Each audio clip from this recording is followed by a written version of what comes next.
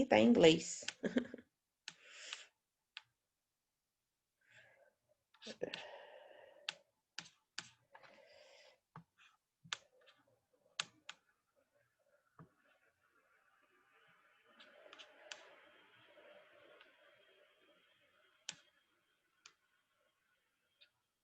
Bom, deixa eu ver se alguém falou alguma coisa no chat. Então, gente, a gente vai falar novamente sobre o diagnóstico diferencial, né? Deixa eu só deixar as pessoas entrarem aqui, que tem 11 pessoas para entrar.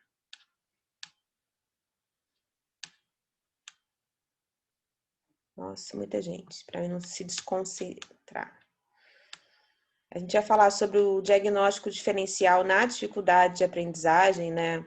A gente, enquanto psicopedagogo, a gente precisa ter essa percepção de hipótese diagnóstica, de saber identificar qual é a causa dessa dificuldade de aprendizagem, né?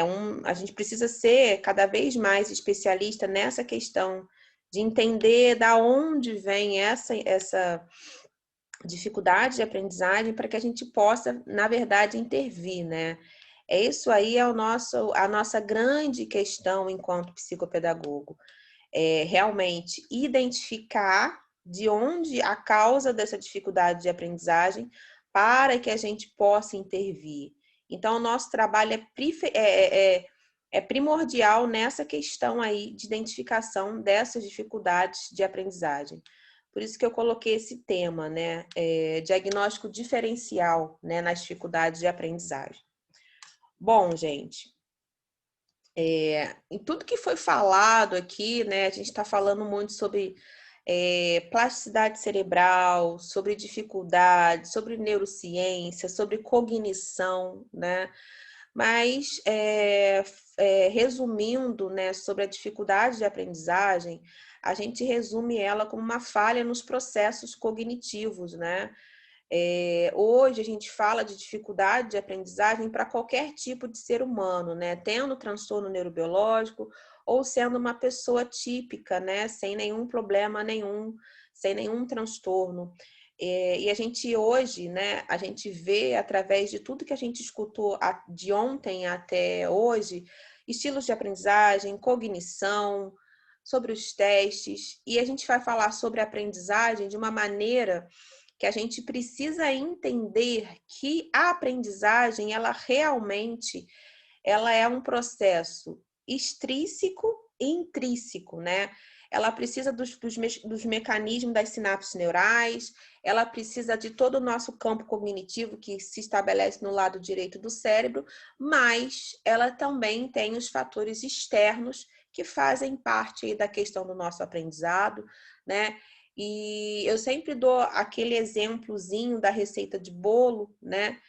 Para ilustrar quando eu falo de dificuldade de aprendizagem. Se eu falar para vocês agora, façam um bolo e eu dou uma receita pronta para vocês e combino com vocês. Pessoal, nesse bolo ninguém pode utilizar ingredientes que não estejam na receita, inclusive com essas marcas que tá na receita de bolo.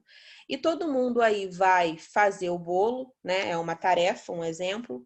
E quando o bolo ficar pronto, a gente vai ter vários bolos, mais de 100 bolos, mas nenhum bolo vai ser feito, vai ter o resultado, o produto final, da mesma maneira. Apesar da gente ter seguido a receita do bolo, algumas pessoas fizeram à mão, algumas pessoas bateram as claras em neve, algumas pessoas peneiraram a farinha, algumas pessoas fizeram de outras formas, amassaram a manteiga no açúcar. Então, a gente tem um processo, né, de aprendizagem totalmente diferente. De acordo com o que a Ana falou, fecha muito bem nessa palestra, né, nossos estilos de aprendizagem, sendo sinestésico, ouvinte ou visual, né, ou você tendo um pouquinho de cada, a gente aprende de uma maneira, né? Eu sempre falo também sobre a piada. Eu conto uma piada aqui agora, todo mundo vai rir, e daqui 15 dias você está na pia lavando louça, você começa a rir e alguém pergunta, você está rindo de quê? Você entendeu a piada 15 dias depois. Então, o nosso processo de aprendizagem do ser humano é um processo totalmente singular, né? Então, a psicopedagogia, ela tem que entender que não existe um aluno, um aprendente que vai aprender de uma forma igual a outra, nem irmãos, nem se for gêmeos. E aí a gente vai entender que essa aprendizagem, né, ela faz sentido se a gente tem um processo de plasticidade cerebral, se a gente tem um processo de estimulação, que aí vem toda uma questão social, se esse aluno tem alimentação, se ele não tem alimentação, se ele tem estímulos, né? Como é que são os estímulos dessa criança? E aí a gente vai falar dessas falhas nesse processo e de como eu, psicopedagogo, posso intervir.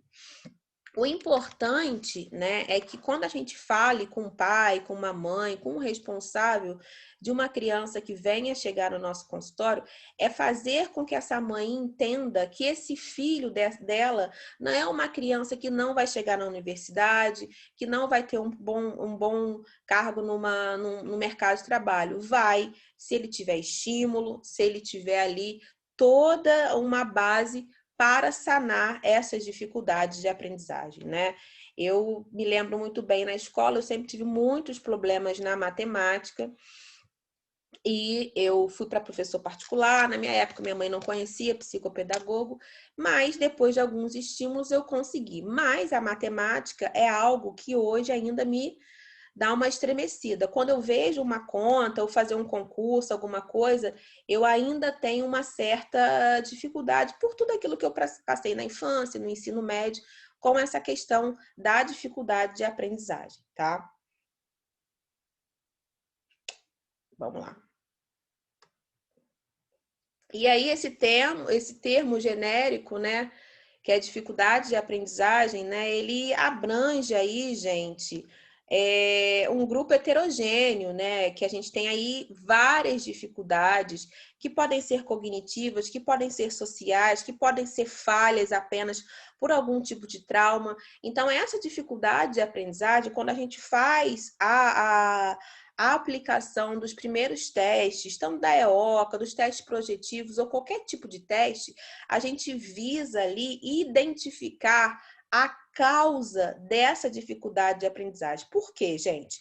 Quando eu identifico a causa dessa dificuldade de aprendizagem, vai ficar muito mais fácil eu intervir quando eu entender de onde vem. Então, geralmente, quando eu faço ali uma hipótese diagnóstica, lá na anamnese, eu pergunto o pai se ele teve algum problema de aprendizagem, né? No meu caso, eu tive muitos problemas na matemática, e a minha grande, né, o meu grande medo enquanto mãe seria que a minha filha também tivesse essa questão na matemática, porque essa questão genética, ela é muito forte. Mas como meu marido é muito bom em matemática, então a minha filha, graças a Deus, ela não tem problemas nenhum de matemática e também não só por isso, mas pelos estímulos que ela recebe, né? Eu sempre corro atrás de estudar com ela, enfim. Mas a questão genética, ela é bastante forte nessa questão da dificuldade de aprendizagem, tá? Isso é muito importante a gente dizer da questão genética,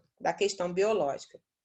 A prevalência hoje das dificuldades de aprendizagem, gente, sendo aí, a gente está colocando os transtornos neurobiológicos também e colocando as dificuldades. Nesse 50% aqui de pessoas nos primeiros anos de escolaridade, né, do primeiro ano ao quinto ano, 50% das pessoas, das crianças, vão ter alguma dificuldade.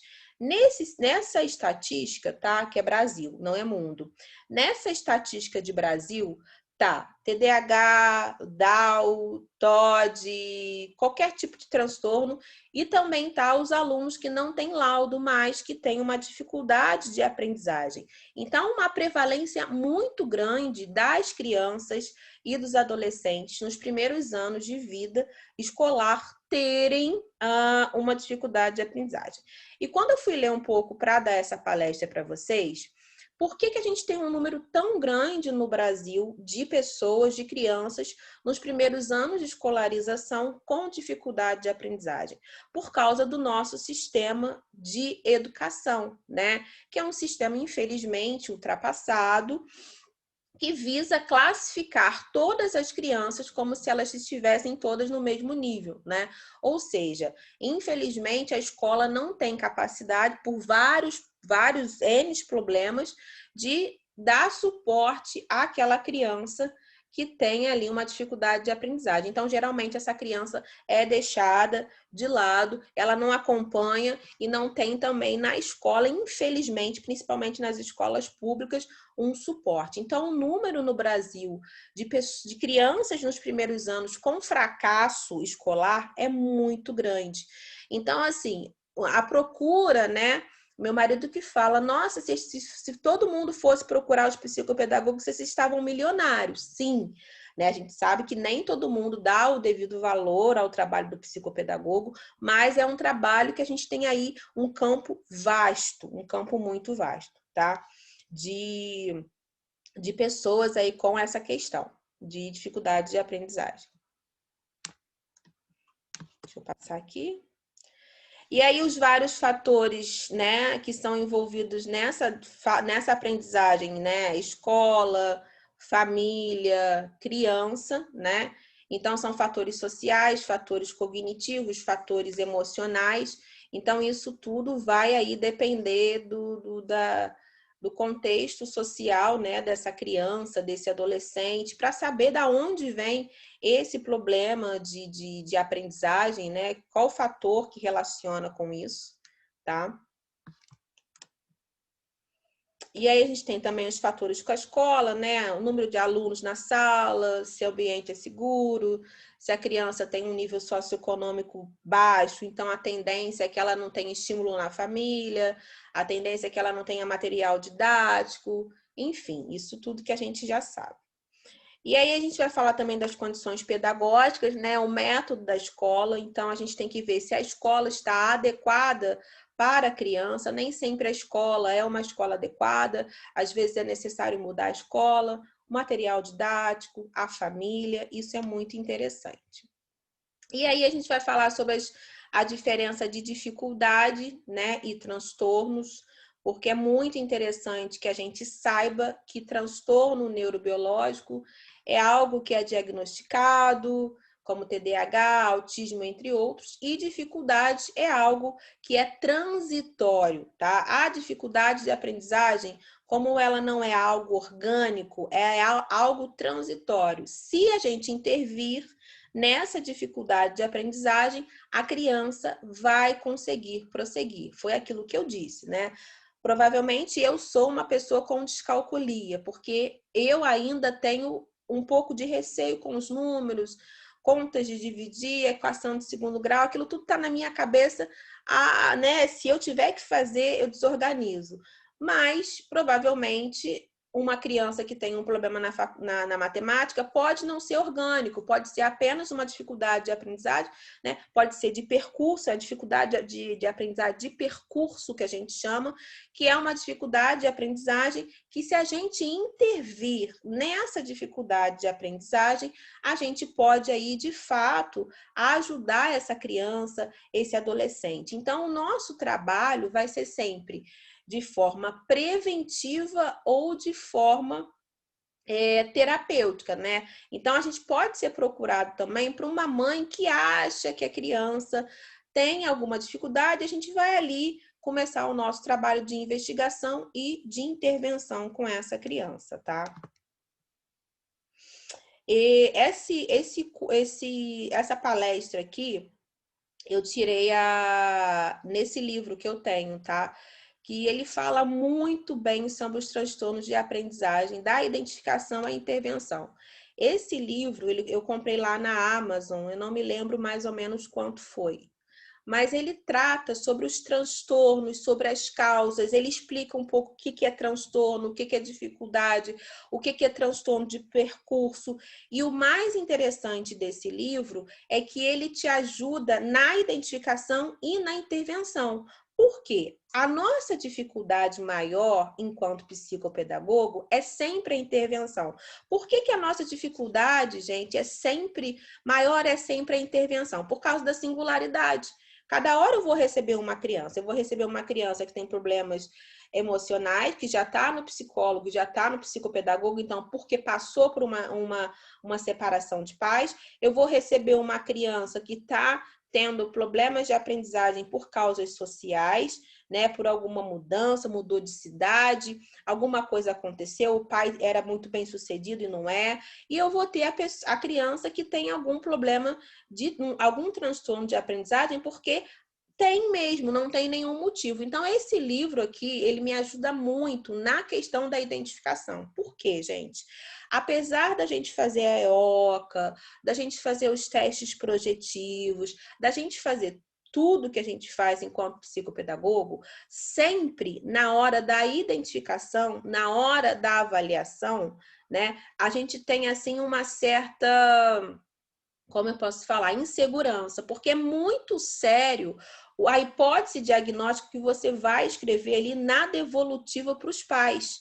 Ou seja, a responsabilidade é minha, né? Eu vou colocar o meu carimbo, eu vou colocar o meu nome, então eu tenho que estar muito segura naquilo que eu estou fazendo. Então eu sempre falo da segurança na avaliação, né? Então a gente já escutou desde ontem tantas dicas, né? Esse teste que a Ana aplica, que eu não conhecia, que ela comprou lá na casa do psicopedagogo, ajuda muito, né? E outros tipos de teste. E eu tendo um material da identificação da dificuldade de aprendizagem, com certeza, gente, eu vou ter um diferencial na minha intervenção. Então, esse ponto de partida de eu identificar de onde vem essa dificuldade de aprendizagem, primeiro, entender, né? Eu lembro que a Marijane de manhã falou que faz anamnese no final, porque o Jorge Visca indica que você pode se contaminar. Eu não faço no final.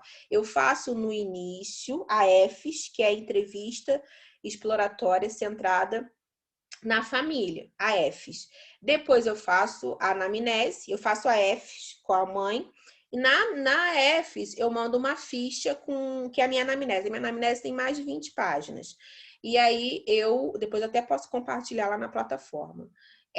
Nessa anamnese eu pergunto tudo sobre a família. Então, no processo que eu estou ali fazendo a identificação, eu vou pesquisando nos meus livros, nas minhas fontes, com a minha bagagem, para fazer a devolutiva. E esse livro ele tem me ajudado demais nessa questão aí de identificação do transtorno e de intervenção. Porque, como eu disse, muitos médicos, pediatras, neurologistas indicam primeiro a gente e depois eles fecham um diagnóstico. Então, a nossa, gente, responsabilidade é muito grande em relação a uma identificação de dificuldade e de transtorno, né? Infelizmente, eu vejo algumas pessoas, psicólogos, fonoaudiólogos, psicopedagogos, falando: essa criança tem TDAH, essa criança tem autismo. Gente, psicopedagogo não faz laudo, psicopedagogo faz hipótese diagnóstica, psicólogo não faz laudo, quem lauda é um médico. Mas para que eu construa uma hipótese diagnóstica com consistência, eu tenho que saber fazer. Ou seja, se eu não tiver uma investigação bem feita, não vou ter uma intervenção bem sucedida, tá? E aí eu trouxe algumas estratégias, né? Porque eu pensei assim, né? Já foi falado sobre avaliação, já foi falado um pouco sobre intervenção, mas a gente tem que falar como a gente trabalha com as dificuldades de aprendizagem. E essas dicas que eu vou dar aqui, né? Depois eu vou falar um pouco do mapa mental, que é o segundo assunto que eu trouxe. Essas dicas aqui que eu vou falar agora, independe se a gente vai falar com crianças com dificuldade de aprendizagem ou com crianças com transtornos neurobiológicos. Então, vai ser para todas as crianças, transtornos neurobiológicos ou dificuldade de aprendizagem. Uma coisa, né, que a gente sempre fala quando a gente trabalha com crianças com dificuldades de aprendizagem é utilizar sempre formas diferentes para a apresentação do mesmo tema, né? Então, se eu estou falando, se a criança ali tem uma dificuldade na matemática, então ela tem dificuldade na tabuada, ela tem dificuldade na soma, na subtração e na divisão, eu vou usar ali o contexto lúdico que a psicopedagogia exige, né, o jogo, e vou apresentar essa questão, que é o ponto de urgência, eu sempre falo do ponto de urgência da criança, e vou apresentar de diversas formas. Esse é a chave para você trabalhar na dificuldade de aprendizagem. Você vai apresentar o mesmo conteúdo de várias maneiras. Por que, Elaine? Que eu vou apresentar o mesmo conteúdo de várias maneiras, eu sendo psicopedagogo lá na minha intervenção. Bom, gente, eu vou apresentar esse conteúdo de várias maneiras, pegando o gancho aqui da palestra da Ana, porque eu tenho que, né, verificar qual é o estilo de aprendizagem dele. Então, por exemplo, eu vou apresentar lá uma questão de multiplicação, né? Então, eu vou usar tampinhas de refrigerante, vou fazer lá um exemplo, e vou apresentar ela falando sobre a multiplicação, mostrando, fazendo com que ela toque, fazendo com que essa criança experimente, e vou usar a tampinha de refrigerante. E vou usar também o palitinho, né? O palitinho de picolé. Porque eu não sei se essa criança é mais visual, se essa criança é mais sinestésica, se essa criança é mais ouvinte. Eu vou também apresentar a multiplicação fazendo uma música. Por quê? Quando eu apresento, gente, a mesma intervenção de formas diferentes, é aí que eu vou perceber qual o estilo de aprendizagem do meu aprendente. Por mais que eu tenha já feito o teste é primordial, os 8 sessões de teste é muito bom, mas agora eu vou, na prática, intervir. Então, quando eu faço a minha intervenção psicopedagógica, tá? Apresentando o mesmo conteúdo, a mesma atividade da mesma forma, de formas diferentes, eu dou oportunidade de eu perceber como o meu aprendente, né, ele constrói melhor o conhecimento, e lá na minha devolutiva que eu vou para a escola, eu vou colocar esse aprendente, ele tem mais facilidade quando ele toca. Ele tem mais facilidade quando ele ouve. Então, isso, de fato, vai casar a minha avaliação com a minha intervenção. Trabalhe com mapas mentais. Daqui a pouco eu vou falar só de mapa mental. Um mapa mental, para psicopedagogo, você tem que conhecer o que é o mapa mental. O mapa mental é trabalhar com esquemas, tá? Que você vai ali colocando as palavras-chave.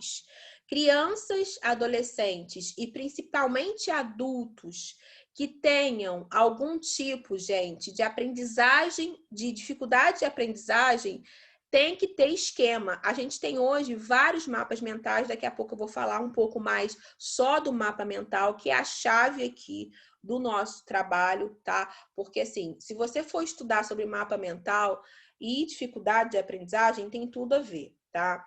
Planejar a rotina, né, do estudo da criança, tanto na escola, tanto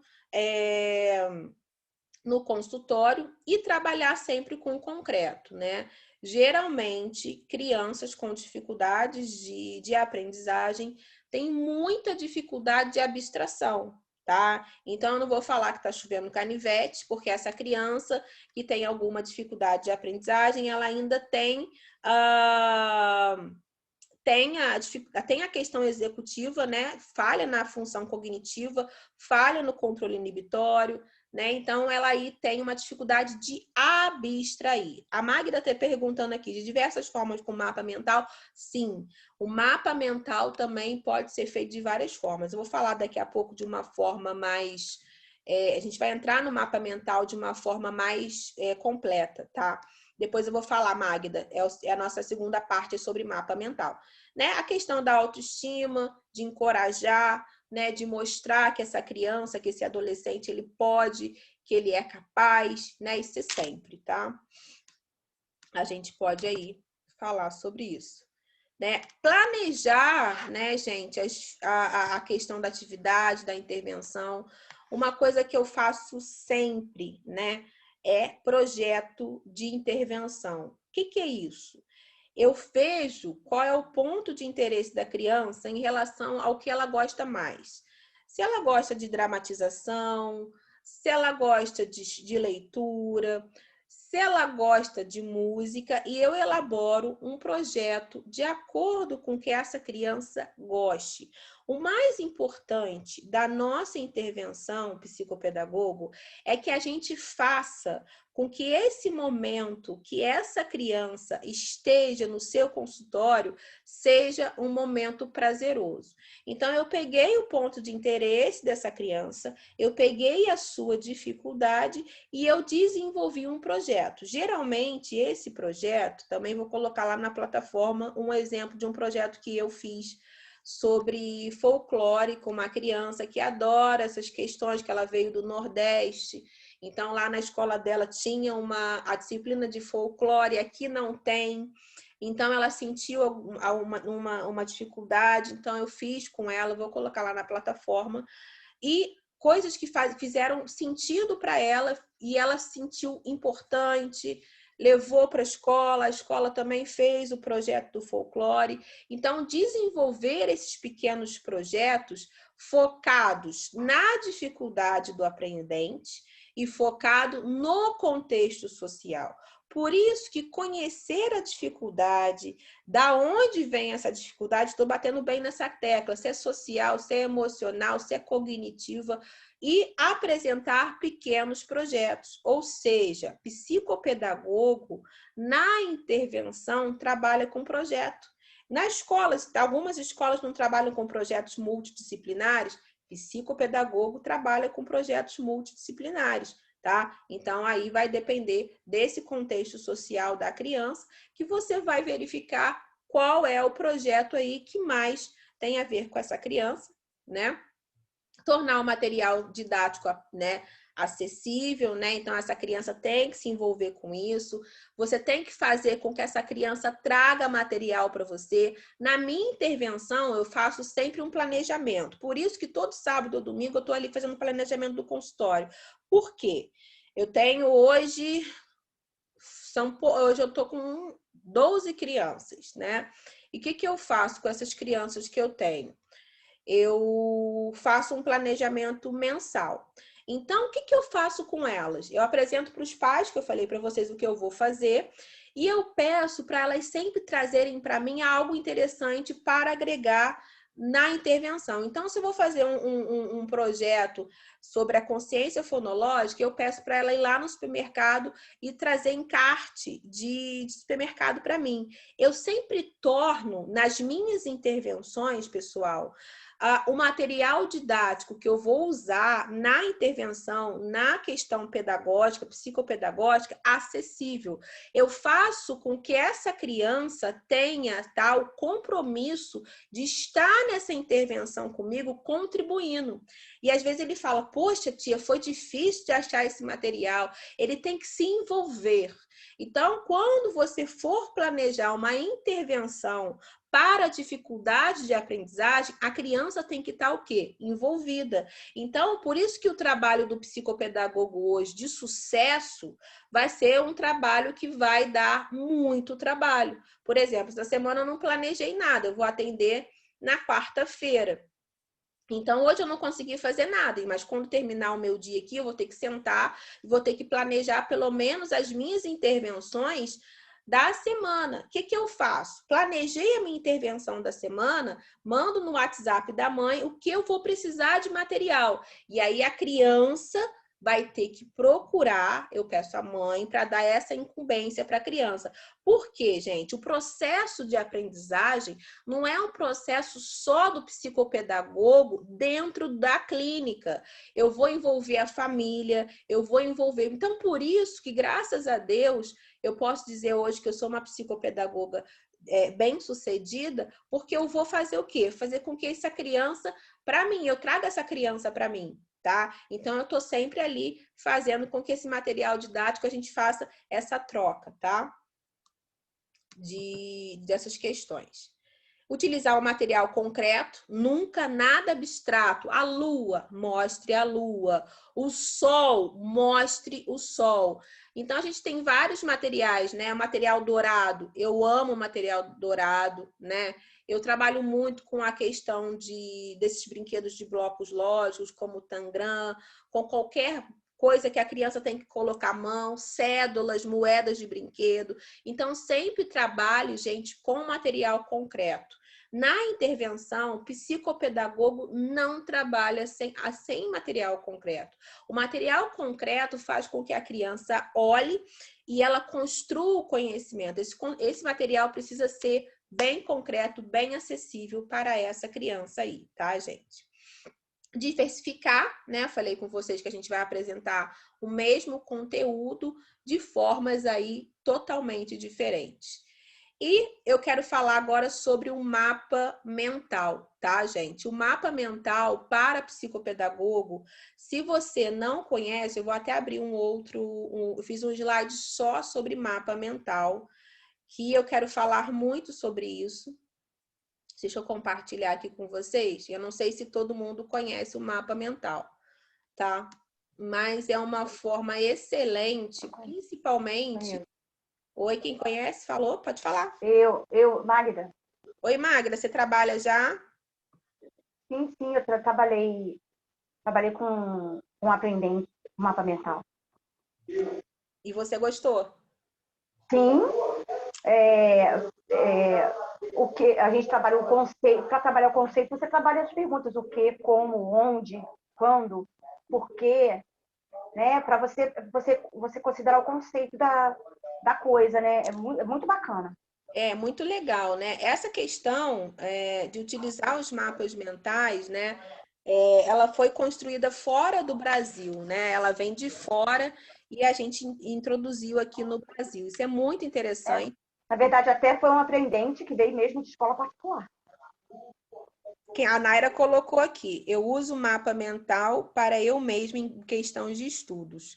Eu também uso o mapa mental, tanto para o meu trabalho, tanto para os cursos também que eu vou ministrar, né? Eu vou até falar um pouquinho sobre os softwares que a gente tem aí de mapas mentais, né? A gente tem o Mindset. São esquemas para... Isso, o mapa mental é um esquema muito bacana para você Exato. trabalhar o conceito das coisas, né? E memorizar. Exatamente, porque o que acontece, gente? Na psicopedagogia, né? Quando essa criança tem uma falha cognitiva, ela precisa memorizar, né? E assim, alguns psicopedagogos ficam até em receio, né? De falar sobre memorização, porque a gente fala hoje sobre construtivismo. A gente esquece isso. A gente está ali para ajudar o nosso aprendente, né? Com a ferramenta que ele aprende. Então, a memorização, ela faz parte da gente. A gente memoriza. Para você tirar uma carteira de motorista, você tem que fazer o percurso várias vezes e você tem que fazer a baliza várias vezes. Então, você está memorizando. Então, a questão do mapa mental, na questão psicopedagógica, ela nos ajuda na memorização. Então, a criança com dificuldade de aprendizagem vai ser a questão do treino, né? Igual andar de bicicleta. Eu vou conseguir andar de bicicleta e nunca mais eu vou me esquecer porque eu treinei na minha infância e aquilo ficou internalizado. E essa questão do mapa mental, pode falar, Magda. Não, é isso aí, eu concordo contigo, porque a questão de memorizar ficou muito demonizada, né, de uns Isso, tempos foi a para palavra cá. certa. E porque nós somos da geração da memorização. E a memorização não pode ser demonizada, ela precisa estar na vida de todo mundo. Né? Mas a gente pode fazer de uma forma como um mapa mental, Exato, até porque mentais, tabelas. Exatamente, até porque o sistema avaliativo do Brasil é de memorização, né? Sim. As provas nas Por exemplo, escolas... quando eu estudo, eu trabalho com memorização eu vou lendo livro, ficho, depois eu faço tópicos, eu vou construindo tópicos daquilo que eu li, que eu memorizei e vou conversando com o texto. É um tipo de memorização, cada um tem o seu. Exatamente. Né? E aí, exato. E nessa questão, né, da gente utilizar o mapa mental, tá?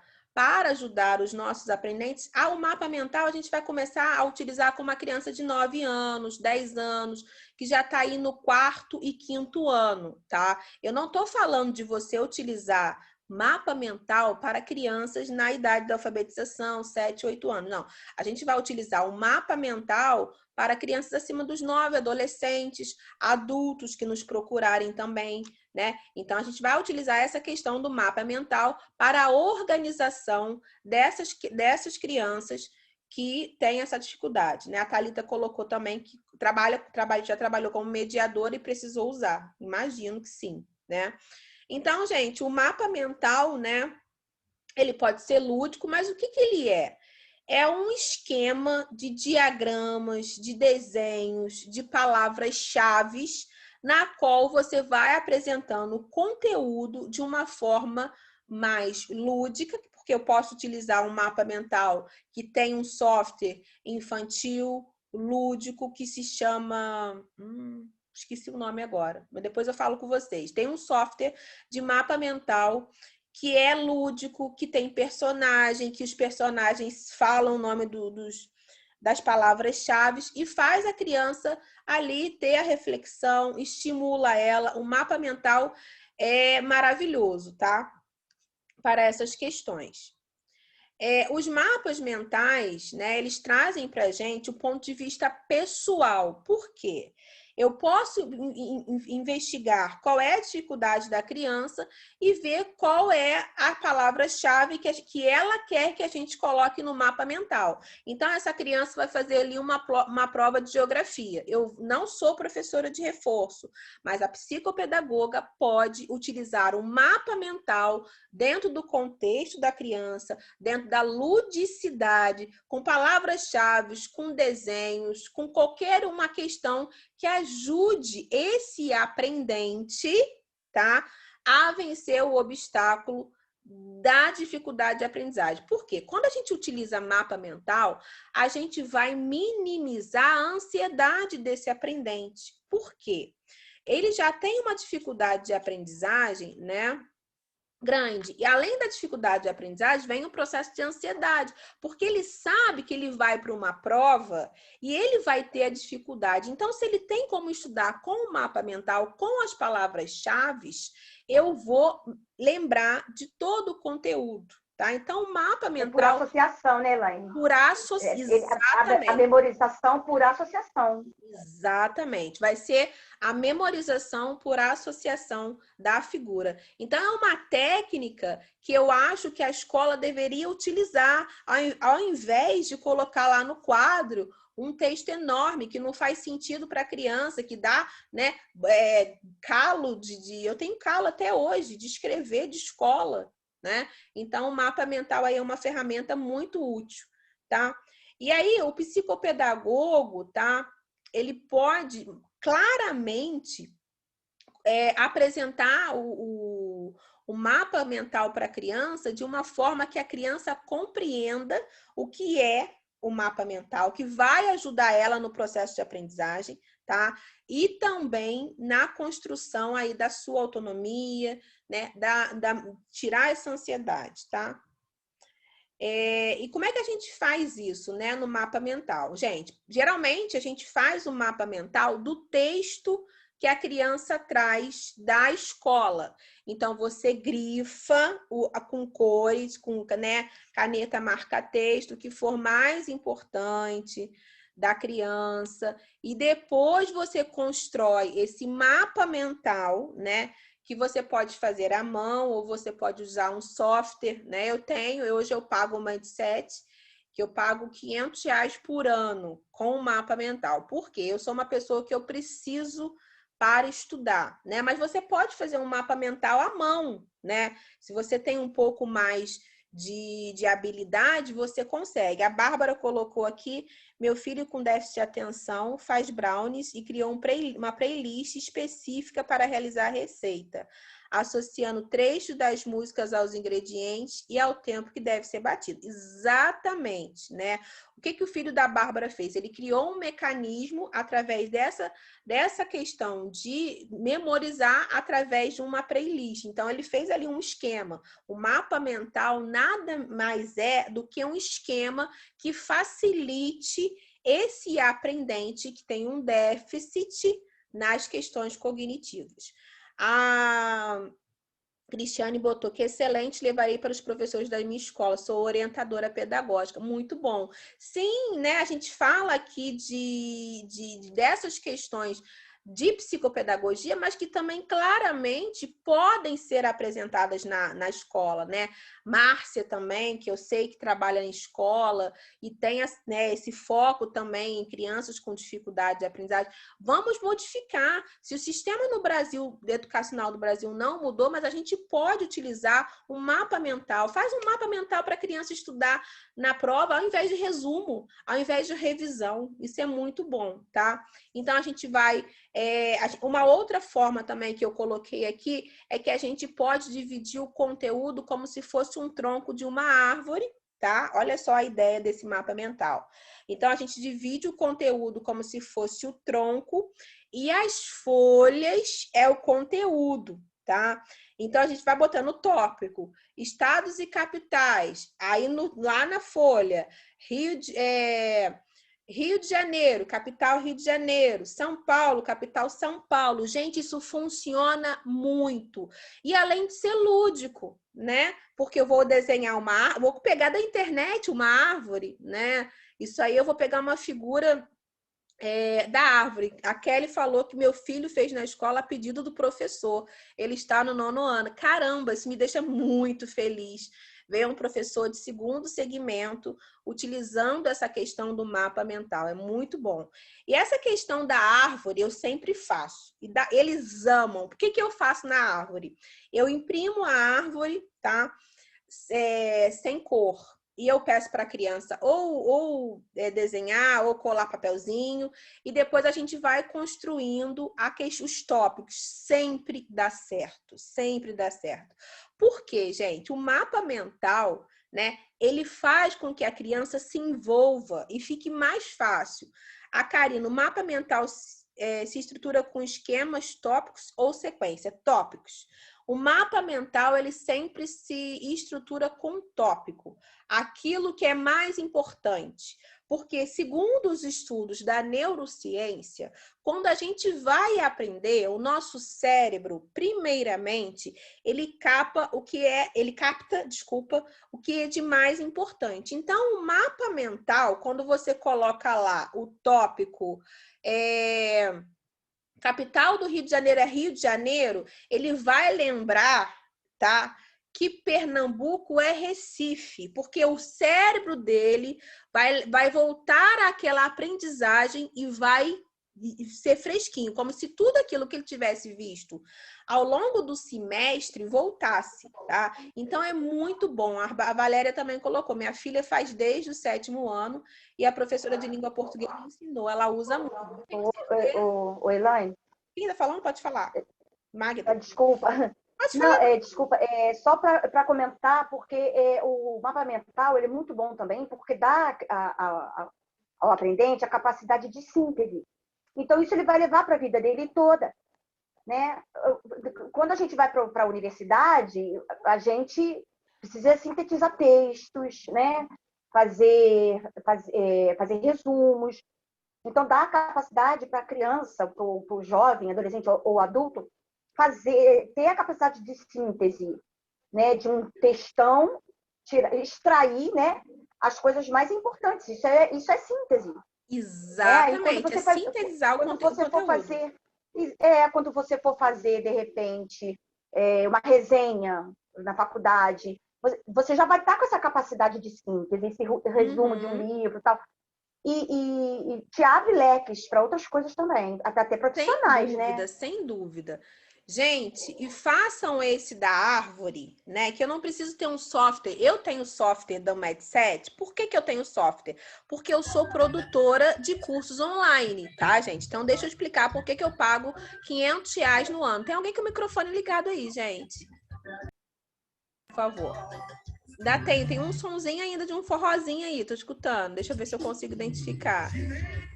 É na Naira, já tirei.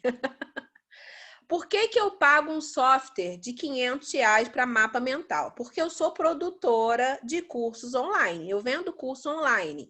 Então, os meus cursos online são feitos com mapa mental. Cíntia falou na outra aula que fez curso comigo de rastreio de TDAH e autismo. É mapa mental e eu falando. Porque Márcia já fez também cursos meus. É tudo com mapa mental. Tá? Porque eu coloco os tópicos e vou falando sobre o conteúdo.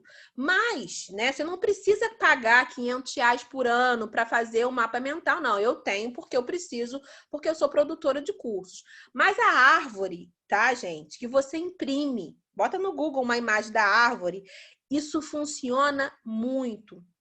Eu tenho uma professora que ela é professora de um aprendente meu.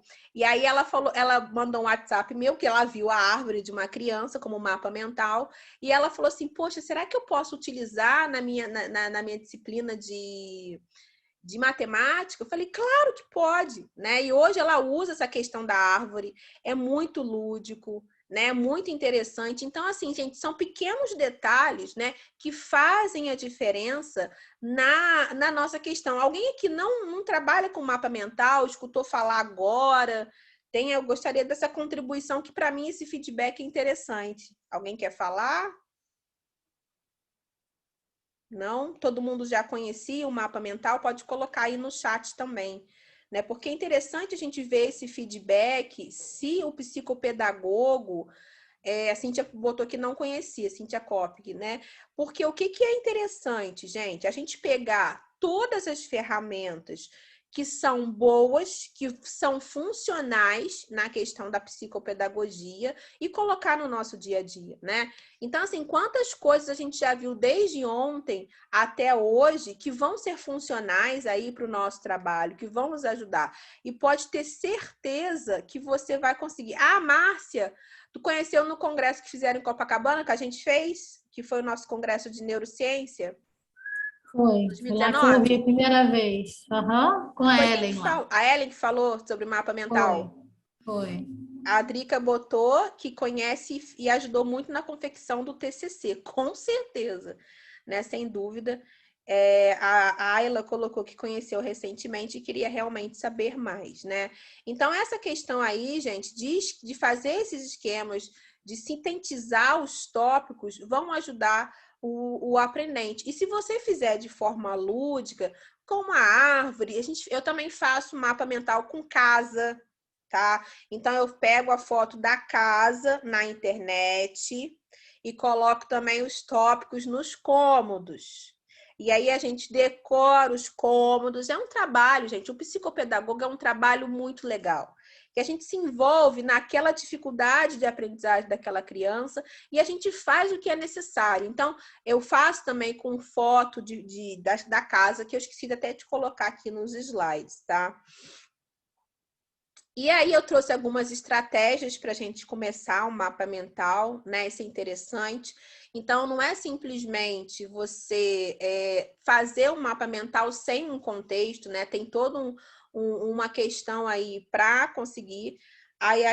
E a ECO botou, tem o livro Mapas Mentais de Leitura Escrita, de Rafael Silva Pereira, para 6 aos 16 anos. Nem conheci esse livro.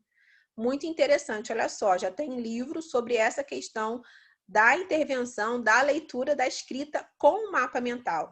Então, isso que eu estou falando aqui sobre essa questão de utilizar o mapa mental, né, vai ser muito interessante. Só que a gente tem aí um esquema, né, uma estrutura para a gente utilizar o mapa mental, né? Então, os mapas mentais, eles sempre começam com a folha na horizontal, tá? A gente nunca utiliza um mapa mental na vertical. Por quê, gente?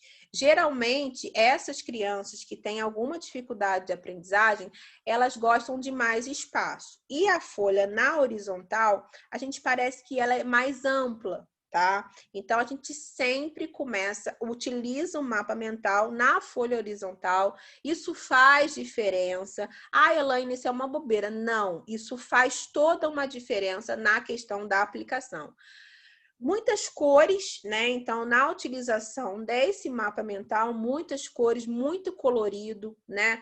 Você pode utilizar também uma coisa que eu faço, as folhas coloridas. Geralmente eu não utilizo a folha branca nos mapas mentais. Por quê, gente? Quem é meu aluno da pós aqui, eu sempre falo. Crianças com dificuldades de aprendizagem, o caderno branco é horroroso. Hoje, na papelaria, já vende cadernos coloridos. Para crianças com TDAH, para crianças com síndrome de Ehlers, né, que tem dificuldades na questão visual. Então, assim, o mapa mental de preferência que seja em uma folha colorida. Geralmente eu uso aquela folhinha ou amarela ou a verde água, tá? A4 mesmo, folha ofício, então geralmente eu uso. Então, você tem que estar atento nas palavras-chave, porque são as palavras-chave, né? Os principais conceitos que vão ajudar esse aprendente que tem alguma dificuldade na estimulação do campo visual, tá? Letras grandes, então, assim, sempre letras em caixa alta, quando você tiver que escrever alguma coisa no mapa mental, nunca faça letra minúscula, né? Então, letra com caixa alta. Sempre escreva do centro para as extremidades. Então, mesmo se for uma casa, eu não deixo ela na folha toda. Ela vai ficar no centro e eu posso criar, né, algumas setinhas, tá? Sempre utiliza desenho, né? Aquilo que eu falei, a criança é lúdica. Então, vamos utilizar aí desenho na construção dos mapas mentais. Isso é muito importante, né? E aí eu falei para vocês que existem os mapas mentais, né, no aplicativos, né? Falei para vocês que eu uso o MindMaster, mas existem outros, né? Esse mapa mental eu posso fazer também mesmo para as crianças que não estejam lendo e escrevendo nessa faixa etária que eu falei, a partir dos 8, a partir dos 9, com figuras, com ilustração. Isso é muito interessante para a criança aí fazer, tá? E aí a gente vai agora para o momento de dúvidas. Acho que foi tudo para a gente aí prosseguir. Daqui a pouco tem a última palestra com a Ellen para fechar o nosso domingo com chave de ouro. Dúvidas, perguntas, essa é a hora. Eu sou uma professora mais objetiva, tá? Para quem ainda não tinha escutado a Elaine falar, eu sou muito papo reto, rapidinho.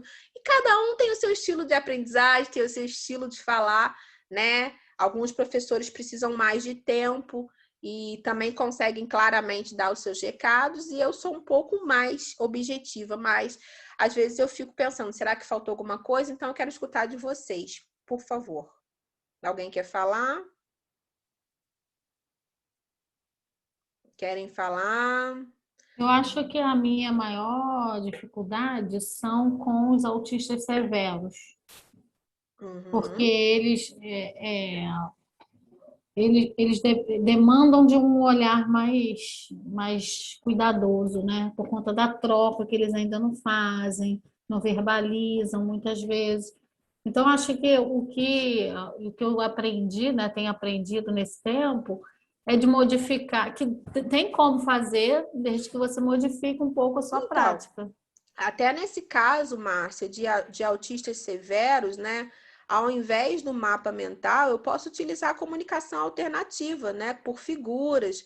Porque como eles não vão se comunicar, então eu vou ter lá. Hoje tem o bracelete de comunicação que a gente faz, tá?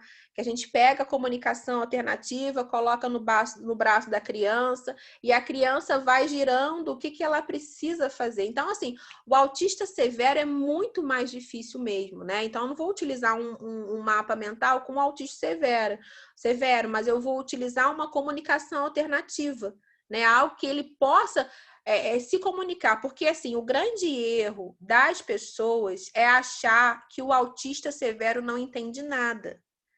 Não é porque ele não fala que ele não entende. Ele tem uma dificuldade na comunicação, ele tem uma dificuldade social, mas ele entende algumas coisas sim, tá?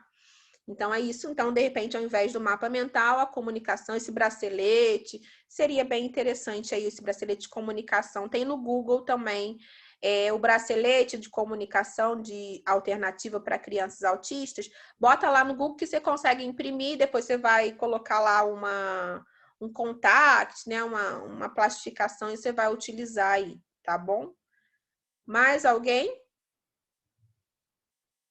Quer falar alguma coisa? Não? Então, eu vou pedir para a gente tirar a nossa foto. Às 17 horas tem a Ellen falando sobre neurociência, né? Falando sobre cérebro e... Elaine, Pois não. Desculpa, a colega perguntou se o mapa... Eu estava até digitando. Eu não estou no Se o chat, mapa peraí. Ela perguntou se a colega perguntou se é construído com o aprendente. Eu estava respondendo ela que sim, é construído com o aprendente. Junto, exatamente. Junto. É porque eu estava digitando, mas aí eu resolvi falar aqui. Não, eu não vi. Ótimo, Magda, pode responder sim, claro. Tá tranquilo.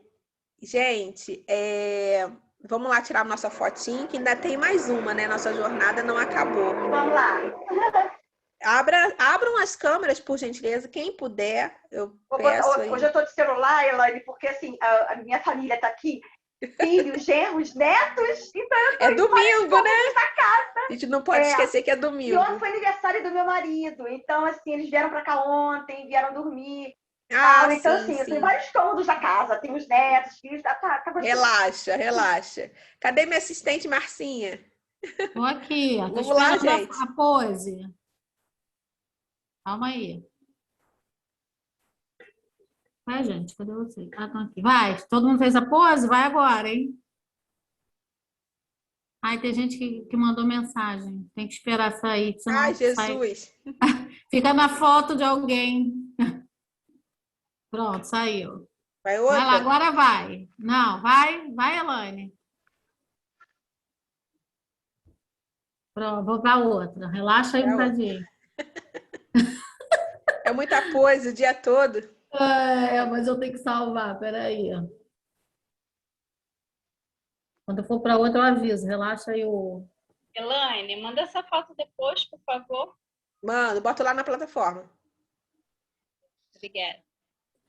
Espera aí que eu vou agora. Foi? Passou para outra, vai. Ai, Jesus, ainda? Agora, hein? Aham. Pronto, foi. Gente, então, 5 horas, última aula sobre neurociência, né? Com a graça de Deus, estão todos liberados depois da palestra da Ellen. Ainda tem aí 5 horas, se Deus quiser. Até já, tome um cafezinho. A pessoa quer te dar um beijinho aqui, Elaine. Quem? Cadê ela? Você tá ouvindo? Tá vendo? Tô ouvindo, só não tô vendo. Cadê ela? Não. Oi, meu amor! Olha aqui, ó. Tô te Inseparável. Inseparável, ó. Isso aí, meu amor. O batonzinho! Ó, o Trinidad tá voltando, hein? Tá voltando? Vamos voltar essa semana. Tá. Vamos estar em Belfort Roxo. Quando estiver no Rio, eu falo pra Karina. Tá bom. Mas ela vai querer ir até Belfort Roxo, só para te ver. Você já tá vacinada, né? Aí. Já tô vacinada. Não vai querer ir em Belfort Roxo? Oi, Elaine. Oi. Eu quero o curso de administração para minha filha mais velha. Então, acompanha lá. Eu vou te mandar. Vou mandar para Karina. Ela fazer. Tá bom. Ela tem uma loja e ela precisa modernizar a loja. A gente vai estar na Tijuca em agosto, mas eu mando para Karina. Mais perto de você. A gente vai estar em Marechal também. Marechal Hermes. Ai, que bom, que bom. Eu te mando, Não vou tá? perder, não. Beijo. Tá bom, beijo. Tchau. Dá um beijo na tia. Vem para Niterói, hein? Vem para Niterói. Se Deus quiser. Tchau.